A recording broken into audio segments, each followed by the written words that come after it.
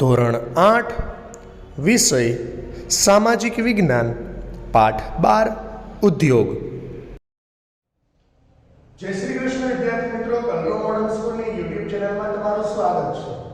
વિદ્યાર્થી મિત્રો, આપણે ગયા પીરિયડમાં ઉદ્યોગ વિશે ભણ્યા હતા, જેમાં આપણે લોખંડ પોલાદના ઉદ્યોગ વિશે સમજ્યા હતા, બરાબર। જેમાં આપણે બે કંપનીઓ વિશે ચર્ચા કરી હતી, એક ટાટાની ટિસ્કો કંપની વિશે અને પિટ્સબર્ગની અમેરિકાની પિટ્સબર્ગ કંપની વિશે જાણ્યું હતું।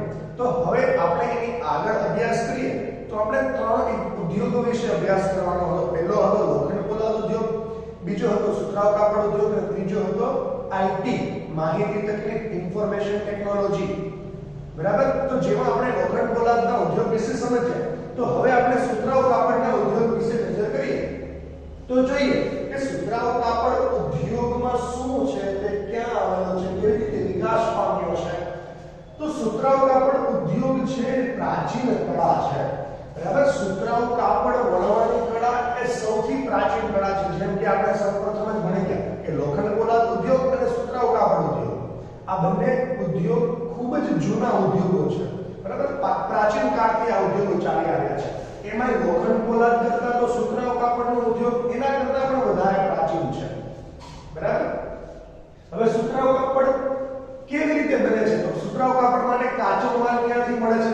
સુતરાઉ કાપડ માટે કાચો માલ કપાસ, ઊન, રેશમ, શણ વગેરેનો ઉપયોગ થાય છે કાચા માલ તરીકે, અને તેમાંથી કાપડ બનાવાય છે। કપાસ, ઊન, રેશમ, શણ વગેરેમાંથી કાપડ બનાવાય છે। સુતરાઉ કાપડ માત્ર કપાસમાંથી બનાવાય છે, બરાબર। ઊનમાંથી ઊનનું કાપડ બને, પછી રેશમીનું કાપડ બને।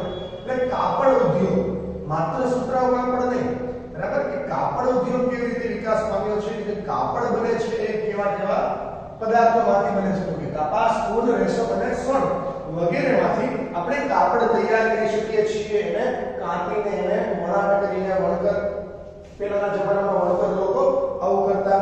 પછી કાચા માલને આધારે તો વર્ગીકરણ કરવામાં આવે છે। કાચા માલને આધારે આ ઉદ્યોગોનું વર્ગીકરણ થાય છે, જેમાં રેશા છે એ કાપડ ઉદ્યોગનો કાચા માલ તરીકે કાપડ ઉદ્યોગમાં કાચા માલ તરીકે રેશાનો ઉપયોગ થાય છે, બરાબર। હવે રેશા કપાસમાંથી પણ મળી શકે, ઊનમાંથી મળી શકે, રેશમમાંથી, શણમાંથી વગેરેમાંથી મળી શકે છે। કે જો કાપડ બનાવવું હોય, કાપડ ઉદ્યોગની અંદર કોઈ કાપડ તૈયાર કરવાનું હોય તો કાચા માલ તરીકે રેશાનો ઉપયોગ થાય। હવે એમાં રેશા બે પ્રકારના હોઈ શકે છે, કુદરતી રેશા અને માનવ સર્જિત રેશા અથવા તો માનવ નિર્મિત રેશા।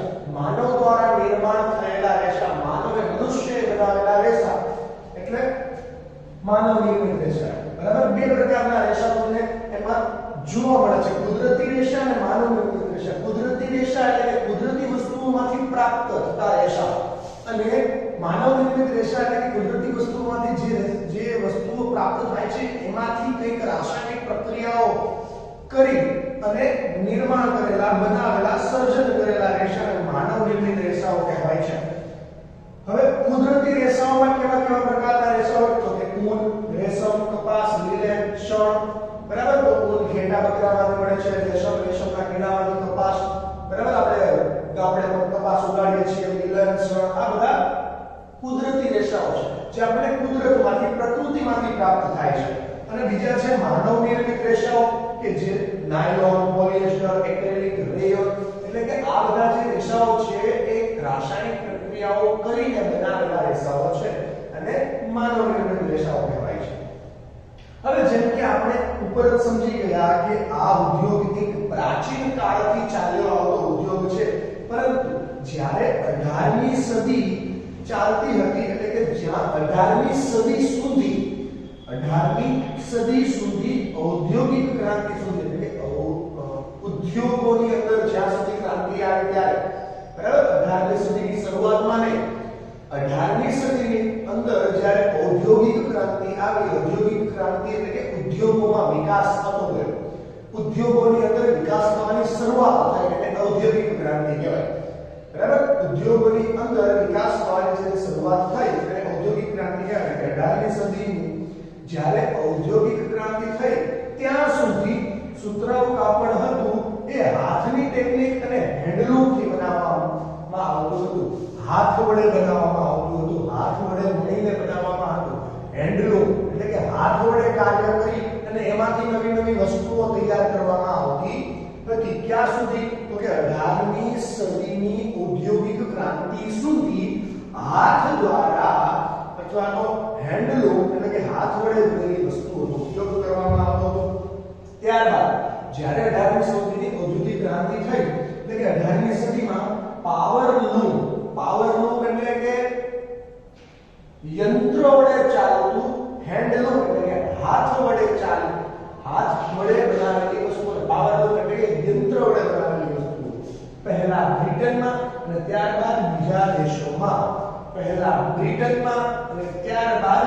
દેશોમાં એ પ્રખ્યાત થયું, એ જાણીતું થયું અને તેનો ઉપયોગ થવાનું ચાલુ થયું. એટલે કે 18મી સદી સુધી આપણે હાથેથી બનાવેલું કાપડ વાપરતા હતા, પરંતુ 18મી સદીની ઔદ્યોગિક ક્રાંતિ થઈ એટલે કે 18મી સદીની અંદર સૌપ્રથમ બ્રિટનમાં યંત્રો પ્રસ્થાપિત થયા અને ત્યારબાદ વિશ્વના બાકીના દેશોમાં બાકીના ભાગોમાં આ યંત્રોનું ચલણ વધ્યું એટલે યંત્રોનો ઉપયોગ થવાનો શરૂ થયો. એમાં ભારત, ચીન, જાપાન અને સંયુક્ત રાજ્ય અમેરિકા, આ બધા જે દેશો છે એ કાપડ ઉદ્યોગના મહત્વના કેન્દ્રો બન્યા, મહત્વના ઉત્પાદકો બન્યા. બરાબર? જે મહત્વના ઉત્પાદકો ગણાય છે, મોટા ભાગનું કાપડ આ બધા જ દેશોમાંથી ઉત્પન્ન થાય છે. ભારતમાં ઉત્તમ ગુણવત્તાના સુતરાઉ કાપડ માનવામાં, જે ભારતની અંદર જે કાપડ હતું એ ઉત્તમ ગુણવત્તાવાળું માનવામાં આવતું હતું. જે સુતરાઉ કાપડ ભારતની અંદર હતું એ ઉત્તમ ગુણવત્તાવાળું, સારી એવી ડિઝાઇન વાળું, તેથી તે ગૌરવપૂર્ણ પરંપરા કહેવાતી. એટલે ભારત દેશની ગૌરવપૂર્ણ પરંપરા કહેવાતી કે એ ભારત દેશમાં ઉત્તમ પ્રકારનું સારી ડિઝાઇન વાળું સુતરાઉ કાપડ બને છે. બરાબર છે? પછી બ્રિટિશ શાસન પૂર્વે એટલે કે જ્યારે અંગ્રેજો આપણા ભારત દેશ ઉપર શાસન કરતા હતા એની પહેલા એની પહેલા હાથ વડે વણાટ અને કાપેલા કાપડનું વિશાળ ભારતીય બજાર અહીંયા આવેલું હતું. કે જ્યારે અંગ્રેજો આપણી ઉપર શાસન કરતા હતા એની પહેલાના સમયમાં હાથ વડે વણેલા અને કાટેલા સુતરાઉ કાપડનું એક મોટું ભારતીય બજાર હતું. જેમાં કેટલાય કાપડ વખણાતા. આપણે અત્યારે પણ હજી પાટણના પટોળા ને એવું બધું વખણાય છે ને, બરાબર? ઢાકાની મલમલ, મછલીપટ્ટનની મીંછી, કાલીકટના સુતરાઉ કાપડ તથા બુરહાનપુર, સુરત અને વડોદરાના સોનેરી જરીના કામવાળા અને સારી ડિઝાઇન વાળા, સુરત અને વડોદરાના સોનેરી જરીના કામવાળા કાપડ અને સારી એવી મસ્ત ડિઝાઇન વાળા જગ પ્રખ્યાત હતા. એટલે આખા વિશ્વમાં સુરત અને વડોદરાનું જરીવાળા કાપડ ખૂબ જ પ્રખ્યાત હતા. જરીવાળી ડિઝાઇન વાળા જે કાપડો બનતા સુરત અને વડોદરામાં એ આખા વિશ્વની અંદર જગ જાણીતા હતા, પ્રખ્યાત હતા. હાથેથી બનાવેલા મોંઘું અને સમય વધારે જોઈ જતો. એટલે કે જે આપણે શરૂઆતમાં પ્રાચીન સમયમાં હાથેથી વણાટ કામ કરતા, બરાબર, તો એ વણાટ કામ આપણને મોંઘું પણ પડતું અને એમાં સમય પણ વધારે જતો. હાથેથી કરવાનું હોય એટલે સમય વધારે લાગે, બરાબર? મશીનમાં તો ફટફટ હવે થઈ જાય છે, પરંતુ જ્યારે પહેલા મશીનો હતા નહીં, બરાબર, મોંઘું પડતું, ખૂબ જ મોંઘું પડતું. કેમ કે એટલા મજૂરો રાખવા પડે, એટલા મજૂરોને કામ આપવું, કામનું વળતર આપવું પડે, બરાબર? એટલે એવા ઉદ્યોગોને એ મોંઘું પણ પડતું અને સમય પણ વધારે લાગતો. હવે ભારતની અંદર મોંઘું અને સમય વધારે લાગવાથી એ જે પશ્ચિમના દેશોમાં જે યંત્રો વપરાતા હતા એના યંત્રો વડે બનાવેલા કાપડની સરખામણી કરી શકતું ન હતું, એની બરાબરી કરી શકતું ન હતું, પૂરતું વળતર મેળવી શકતું ન હતું. એટલે પહેલી સફળ યાંત્રિક કાપડ મિલ, બરાબર, એટલે કે જ્યારે મોંઘું પડવાનું ચાલુ થઈ ગયું, સમય વધુ લાગવા લાગ્યો, એની ખબર પડવા માંડી કે આ તો આપણને મોંઘું પડે છે, આમાં સમય વધુ જાય છે, બરાબર, એ પ્રમાણેનું મૂલ્ય આપણને વળતર નથી મળતું. જેવા પશ્ચિમના દેશોમાં યંત્રો ચાલે છે એમાંથી જે કાપડ બને છે એ કાપડ પ્રમાણે આપણું કાપડ વ્યવસ્થિત બનતું પણ નથી. ત્યારે સૌપ્રથમ પહેલી યાંત્રિક એટલે કે યંત્રો દ્વારા ચાલતી કાપડ મિલ મુંબઈમાં ઈસવીસન 1854માં પહેલી યાંત્રિક કાપડ મિલની સ્થાપના કરવામાં આવી. હવે આ કાપડ મિલની સ્થાપના માટે કેવા પરિબળો આપણને જોઈએ છે? આપણે સૌપ્રથમ પહેલા જ વિડિયો લેક્ચરમાં મળી ગયા કે કોઈ પણ ઉદ્યોગને સ્થાપવા માટે એના સ્થાન નક્કી કરવા માટે અમુક પરિબળો જવાબદાર છે. તો ગરમ અને ભેજવાળી આબોહવા, કોઈ પણ કાપડ ઉદ્યોગ માટે ગરમ અને ભેજવાળી આબોહવા જરૂરી છે. બરાબર? આયાત માટે બંદર, આયાત અને નિકાસ માટે બંદર. બરાબર? કાચો માલ ઉદ્યોગો સુધી પહોંચાડવા માટે આયાત કરવો પડે કાચો માલ, તો એ માટે બંદરોની જરૂર પડે. તો મુંબઈમાં બંદર છે. બરાબર? પછી કાચા માલની ઉપલબ્ધતા, તો કાચો માલ આપણને ખબર જ છે કે ભારતની અંદર જ મહત્વના ઉત્પાદકો છે, એટલે કે કાચો માલ આપણને ભારતની અંદરથી જ મળી રહેતો. અને કુશળ મજૂર આપણા ભારત દેશમાં ખૂબ જ પુષ્કળ પ્રમાણમાં છે. આપણને બધાને ખબર છે કે વિશ્વના બધા જ દેશોમાંથી સારા કાર્ય કરી શકતા, સારા મગજવાળા લોકો ભારત દેશમાં છે. બરાબર? એટલે જ ભારત દેશમાંથી લોકો વિદેશમાં કામ કરવા માટે જાય છે. કેમ કોઈ વિદેશમાંથી અહીંયા કામ કરવા માટે નથી આવતું? કેમ કે જે બુદ્ધિવાળા લોકો છે એને વિદેશવાળા ત્યાં બોલાવી રહ્યા છે. એ લોકો બુદ્ધિવાળા નથી એટલે આપણે એને અહીંયા બોલાવતા નથી. બરાબર? એટલે કુશળ મજૂર આપણા ભારત દેશમાં જ મળી રહે છે. એટલે કે આ બધા જ પરિબળો છે એ આસાનીથી મળી રહ્યા, એટલે જે કાપડ મિલ સ્થપાઈ હતી આ બધું ઉદ્યોગોને મળી રહેતું છે. આ બધા જ પરિબળો ઉદ્યોગો માટે સારા છે અને ઉદ્યોગોને મળી રહ્યા છે, એટલે જ આ કાપડ ઉદ્યોગનો આપણા ભારત દેશની અંદર સારો એવો વિકાસ થયો.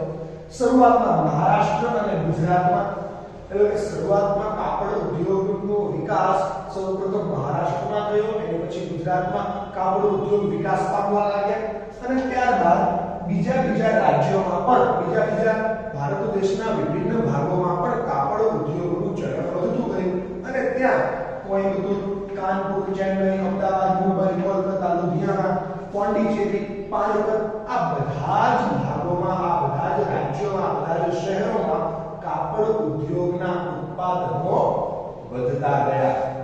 બરાબર? તો આ બધા જ શહેરોમાં કાપડ ઉદ્યોગના ઉત્પાદનો વધતા ગયા. આ હતું આપણું સુતરાઉ કાપડ ઉદ્યોગનું વર્ણન. બરાબર? કે કેવી કળા છે, પ્રાચીન કળા છે. બરાબર? પહેલા શરૂઆતમાં હાથેથી વણવામાં આવતા, પછી હાથેથી વણતા તો આપણને મોંઘું પડતું, સમય વધારે લાગતો. બરાબર? આપણા ઘણા ઉત્પાદકો હતા. આપણી ડિઝાઇન આખા સુરત અને વડોદરાની જરીવાળી ડિઝાઇન આખા વિશ્વમાં વખણાતી. પછી સૌપ્રથમ કાપડ મિલની સ્થાપના થઈ. એ મિલને જરૂરી એવી આબોહવા, કુશળ મજૂરો, કાચા માલની ઉપલબ્ધતા બધું સારી રીતે મળી રહ્યું. એટલે કે ભારતના અલગ અલગ રાજ્યોમાં પણ, અલગ અલગ શહેરોમાં પણ આ વિકાસ, આ ઉદ્યોગનો વિકાસ વધતો ગયો. આ ઉદ્યોગનો વિકાસ વધતો ગયો તો કયા શહેરોમાં ઉદ્યોગો વિકસ્યા. બરાબર? આ બધું આપણે સુતરાઉ કાપડના ઉદ્યોગમાં આપણે સમજ્યા. તો એમાં આપણે બે વસ્તુઓ જોઈ લઈએ, અમદાવાદનું અને એક ઓસાકા. બરાબર? અમદાવાદનો ઉદ્યોગ આપણે સમજી લઈએ અને ઓસાકાનો ઉદ્યોગ આપણે સમજી લઈએ. એ તમને કેટલાક ફોટા પણ બતાવતો જઈશ અને સાથે સાથે એ થિયરી પણ કહેતો જઈશ. ઓકે, જોઈએ. ગુજરાતમાં સાબરમતી નદીના કિનારા પર અમદાવાદ આવેલ છે. ઈસવીસન 1861માં પહેલી સુતરાઉ કાપડની મિલ સ્થપાઈ હતી. મુંબઈ પછી ભારતમાં બીજું સૌથી મોટું સુતરાઉ કાપડ નિર્માતા નગર બની ગયું. અમદાવાદને ભારતનું માન્ચેસ્ટર તરીકે ઓળખ મળી હતી. સાનુકૂળ સ્થાનનું પરિબળ અમદાવાદમાં સુતરાઉ કાપડ ઉદ્યોગના વિકાસમાં મદદરૂપ હતું. અમદાવાદ કપાસ ઉત્પાદન કરનાર પ્રદેશની ખૂબ જ નજીક આવેલ છે. અહીં કાચો માલ સરળતાથી ઉપલબ્ધ બને છે. સપાટ મેદાનો અને ભૂમિની સરળતાની ઉપલબ્ધતા મિલોની સ્થાપનામાં ઉપયોગી બની છે. ગુજરાત અને મહારાષ્ટ્ર રાજ્યની વધુ વસ્તી ગીચતા આ ઉદ્યોગને કુશળ અને અર્ધકુશળ મજૂરો ઉપલબ્ધ કરાવે છે. સુવિકસિત સડક માર્ગો અને રેલ માર્ગોની જાળ સુતરાઉ કાપડને દેશના વિવિધ ભાગોમાં સરળતાથી પહોંચાડવામાં મદદ કરે છે. મુંબઈ બંદર આ ઉદ્યોગ માટે જરૂરી મશીનરીની આયાત કરવા માટે સુતરાઉ કાપડ ઉદ્યોગની નિકાસની સુવિધા પૂરી પાડે છે. પરંતુ છેલ્લા કેટલાક વર્ષોમાં અમદાવાદ ઉદ્યોગની આ કેટલીક સમસ્યાઓને કારણે ઘણી બધી કાપડ મિલો બંધ પડી ગઈ છે. બરાબર છે. તો આ બધા જે બંદરોના ફોટા દેખાય છે એ બંદરોની મદદથી તેમને અનુકૂળ આયાત અને નિકાસ માટે માર્ગો પૂરા પડી રહે છે. અને આ બધી જે મિલો છે એ હમણાંની નવી મિલો છે. બરાબર. જૂની મિલો ઘણી એવી બંધ પડી ગઈ છે. તો વિદ્યાર્થી મિત્રો, હવે આપણે ઓસાકા વિશે જાણીએ. તો ઓસાકા એ જાપાનનું એક મહત્વપૂર્ણ કાપડ ઉત્પાદન કેન્દ્ર છે, જે જાપાન માન્ચેસ્ટરના નામે પણ ઓળખાય છે. ઓસાકામાં સુતરાઉ કાપડ ઉદ્યોગનો વિકાસ અને ભૌગોલિક કારણોથી થયો છે. ઓસાકાની ચારે બાજુના વિશાળ મેદાનો સુતરાઉ કાપડ મિલોના વિકાસ માટે આસાનીથી જમીનની ઉપલબ્ધતા સુનિશ્ચિત કરે છે. ગરમ, ભેજવાળી આબોહવા, વણાટ અને કાંતણ માટે પણ બહુ ઉપયોગી છે. એમાં પાછું યોડો નદી મિલો માટે પૂરતા પ્રમાણમાં જળ ઉપલબ્ધ કરાવે છે. મજૂરો સરળતાથી ઉપલબ્ધ છે. બંદરની ભૌગોલિક સ્થિતિ કપાસને આયાત કરવા અને કાપડની નિકાસની સુવિધા ઉપલબ્ધ કરાવે છે. ઓસાકાના કાપડ ઉદ્યોગ સંપૂર્ણપણે આયાતી કાચા માલ પર આધારિત છે, જે ઇજિપ્ત, ભારત, ચીન અને યુએસએથી આયાત કરવામાં આવે છે. ત્યાંનું ઉત્પાદન મોટે ભાગે નિકાસ કરવામાં આવે છે. ઊંચી ગુણવત્તા અને ઓછા મૂલ્યના કારણે એક સારું બજાર પ્રાપ્ત થયું છે. તે જાપાનનું એક મહત્વપૂર્ણ ઉદ્યોગ કેન્દ્ર ગણાય છે. પરંતુ તાજેતરમાં ઓસાકાના સુતરાઉ કાપડ ઉદ્યોગનું સ્થાન અન્ય ઉદ્યોગ જેવા કે લોખંડ પોલાદ મશીનરી, જહાજ ઉદ્યોગ, ઓટોમોબાઈલ, વિદ્યુત ઉપકરણો અને સિમેન્ટ ઉદ્યોગે લઈ લીધું છે. તો આ હતું અમદાવાદ અને ઓસાકાની થોડી માહિતી. બરાબર. હવે ફરીથી આપણે આપણા મેઇન ટોપિક ઉપર એટલે કે માહિતી તકનિકના ઉદ્યોગ પર પાછા ફરીએ. તો વિદ્યાર્થી મિત્રો, હવે આપણે જોઈએ માહિતી તકનિક. માહિતી તકનિકનો ઉદ્યોગ એટલે કે આઈટી ઉદ્યોગ એટલે કે ઇન્ફોર્મેશન ટેકનોલોજીનો ઉદ્યોગ કે જે હાલના સમયમાં એટલે કે આ 20-21મી સદીમાં વિકાસ કરી રહ્યો છે. અને આવનારા સમયમાં એટલો બહોળા પ્રમાણમાં એનો વિકાસ થશે કે ન પૂછો વાત. બરાબર. આઈટી ઉદ્યોગનો બહુ જ સારો એવો વિકાસ થઈ રહ્યો છે. અત્યારે જો કોઈ વ્યક્તિ આઈટી ડિપાર્ટમેન્ટમાં જવાનું વિચારે તો સારો એનો વિચાર છે. ખૂબ જ રૂપિયા, અઢળક રૂપિયા કમાઈ શકે છે. બરાબર. તો માહિતી તકનિક માં શું છે, આઈટી ડિપાર્ટમેન્ટમાં શું છે, તમે વિચાર કરી લો કે આઈટી ડિપાર્ટમેન્ટમાં સોફ્ટવેર ઉપર, કમ્પ્યુટર ઉપર, યંત્રો ઉપર જ કામ કરવાનું છે.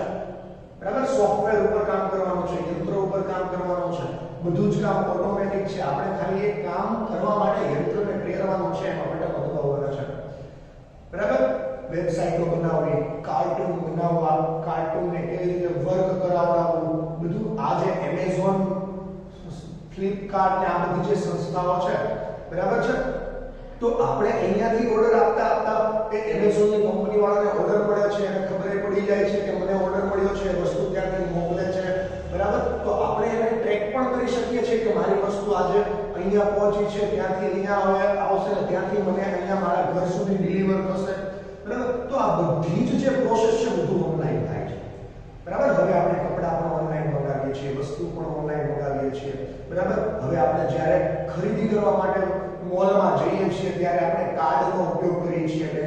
બેંકના ખાતાનો, એટીએમ કાર્ડનો અને ક્રેડિટ કાર્ડનો ઉપયોગ કરીએ છીએ. એ ક્રેડિટ કાર્ડ ઘસવાથી, પિન નાખવાથી સીધા બેંક એકાઉન્ટમાં રૂપિયા. આ બધું જ ઉદ્યોગ આ આઈટી ડિપાર્ટમેન્ટનો છે. બરાબર. આ બધો જ ઉદ્યોગ આઈટી ડિપાર્ટમેન્ટનો છે. બરાબર છે. જેમ પેલા સાદા મોબાઈલ આવતા, પછી એનાથી નાના મોબાઈલ, સ્ક્રીન વાળા, મોટી સ્ક્રીન વાળા, ટચ સ્ક્રીન વાળા મોબાઈલ આવવા મળ્યા. હવે પછી એન્ડ્રોઈડ મોબાઈલ આવવા મળ્યા. એન્ડ્રોઈડ પછી હવે સારા એવા મોબાઈલ વળી જાય એવા મોબાઈલ આવ્યા. બરાબર. આખો મોબાઈલ આમ વળી જાય તોય સ્ક્રીન તૂટે નહીં. તો આ બધો આઈટી આઈટી નો કમાલ છે, આ બધું આઈટી નો કમાલ છે. હવે તમે વિચારો કે જો આ આઈટી કંપનીઓ 24 કલાક કામ કરે તો, કાર્ય દિવસોના 24 કલાક કામ કરે તો, અને એ લોકો કરે છે. હવે એ લોકો 24 કલાક કેમ કામ કરે છે? તો કાર્ય દિવસમાં 24 કલાક કામ કરવા માટે તો એ કેટલું બધું કામ સંપાદિત કરે, કેટલું બધું કામ કરી શકે. બરાબર? તો એ લોકો કામ કેવી રીતે કરે છે? તો એ લોકો શિફ્ટમાં કામ કરે છે. બરાબર? એ લોકો શિફ્ટમાં કામ કરે છે. સવારની શિફ્ટ, બપોરની શિફ્ટ, સાંજની શિફ્ટ, રાતની શિફ્ટ. બરાબર? આમ લગભગ મોટે ભાગે કંપનીઓમાં 3 શિફ્ટો હોય છે. 8-8 કલાકની 3 શિફ્ટ હોય. બરાબર?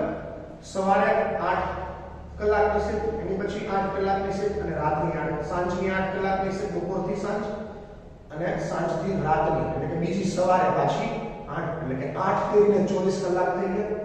એટલે દરેક વ્યક્તિ, દરેક નોકરિયાતને 8-8 કલાકનો સમય એ કંપનીને આપવો પડે છે. પરંતુ એ કંપનીના જે બીજા કોઈ બોસ હોય છે, કંપની ચલાવનાર હોય છે, એને તો એની કંપની સતત 24 કલાક ચલાવવાની થઈ.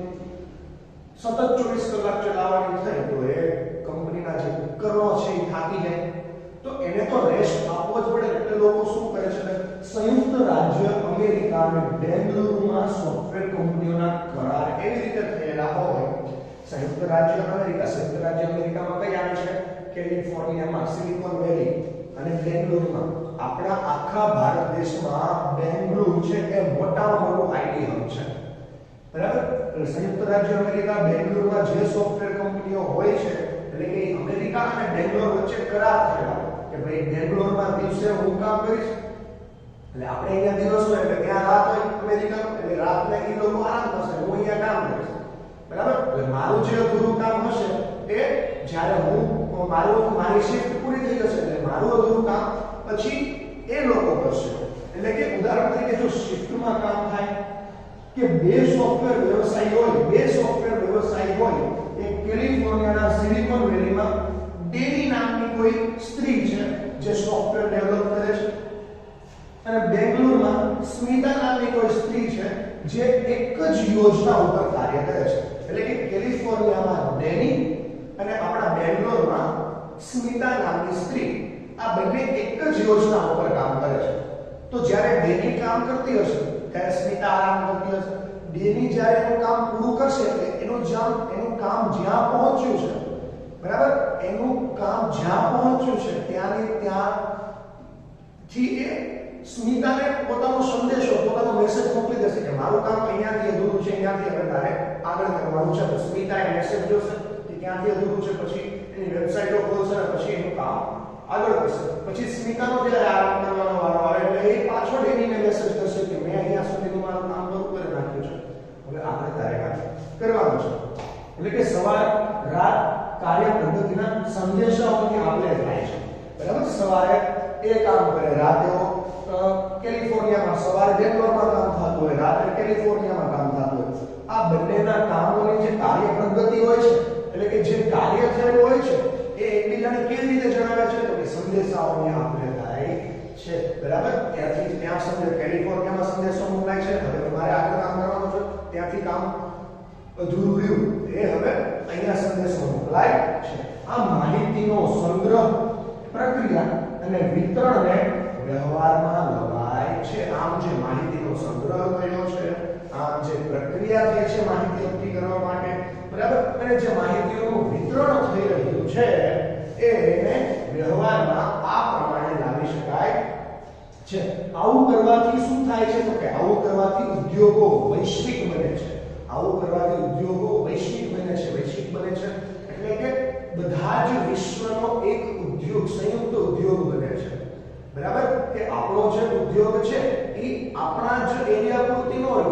બરાબર? હું કોઈક ધારો કે સાડીની દુકાન ચલાવું છું, તો મારી દુકાન જે એરિયામાં છે, ધારો કે બોમ્બે માર્કેટની અંદર મારી દુકાન છે, તો લગભગ મોટે ભાગે સુરતના લોકો બોમ્બે માર્કેટમાં આવશે.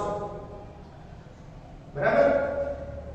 ધારો કે ભરૂચના પણ આવે, ધારો કે અંકલેશ્વરના પણ આવે, વડોદરાના આવે, કચ્છના લોકો બોમ્બે માર્કેટ સુધી ખરીદવા માટે આવશે નહીં.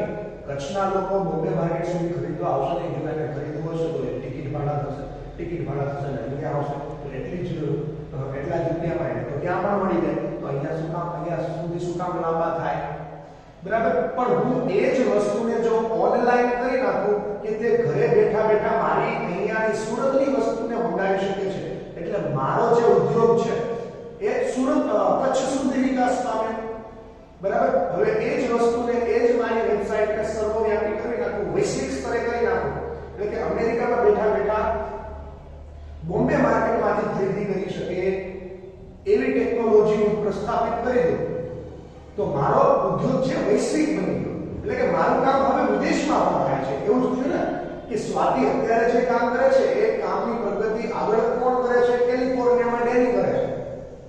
તો એક દેશમાંથી બીજા દેશમાં આમ આખા વિશ્વમાં આ પ્રક્રિયા ચાલે, આ પ્રોસેસ ચાલે. તો આ ઉદ્યોગ કેવો બની ગયો? વૈશ્વિક ઉદ્યોગ બની જાય. મુખ્ય પરિબળો ભૌગોલિક સ્થાન નક્કી કરે છે. હવે આ બંને વૈશ્વિક ઉદ્યોગ બની ગયા, પણ આના ભૌગોલિક સ્થળો છે, બરાબર? આ ઉદ્યોગની જે કંપની છે ક્યાં સ્થાપિત? શું કામ બેંગ્લોરમાં સ્થાપિત કરી? શું કામ કેલિફોર્નિયામાં સૌથી મોટું હબ છે આઈટી નું? શું કામ આપણા ભારત દેશમાં બેંગ્લોરમાં સૌથી મોટું આઈટી નું હબ છે? તો કે એનું ભૌગોલિક સ્થાન, બરાબર? એનું ભૌગોલિક સ્થાન કેમ કે ત્યાં સંસાધનોની ઉપલબ્ધતા સારી છે, ખર્ચ, બરાબર, માળખું, ત્યાં ઇન્ટરનેટ સસ્તું છે, માળખું, આ બધું જ એમાં જે પરિબળો જવાબદાર છે બધું જ બેંગ્લોરમાં આસાનીથી મળી જાય છે, બરાબર? એટલે કે આ જે માહિતી તકનીક ઉદ્યોગ છે, આ ઉદ્યોગની મુખ્ય ધરી સંયુક્ત રાજ્ય અમેરિકાના કેલિફોર્નિયામાં સિલિકોન વેલી અને બેંગ્લોરમાં છે, બરાબર? આ ઉદ્યોગની મુખ્ય ધરી કેલિફોર્નિયા અને બેંગ્લોરમાં આવેલી છે. તો અહીંયા આપણો આ ઉદ્યોગ પાઠ સમાપ્ત થાય છે, બરાબર છે? ફરીથી મળીશું નવા પાઠ સાથે નવા દિવસે. ત્યાં સુધી બાય બાય. Thank you.